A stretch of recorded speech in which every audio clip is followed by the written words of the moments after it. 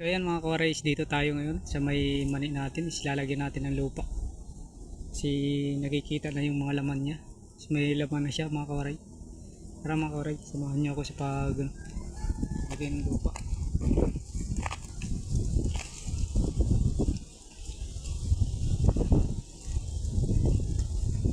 Kasi nalagaan yung para magkaroon ng laman.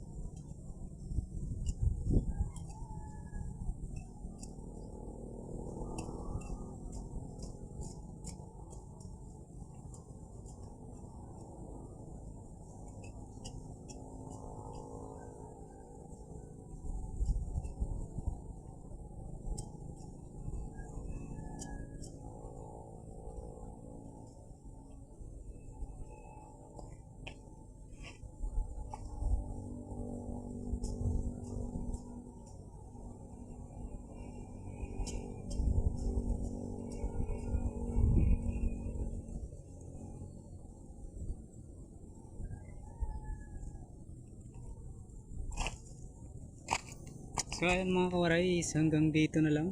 Follow and share na lang po mga kawaray.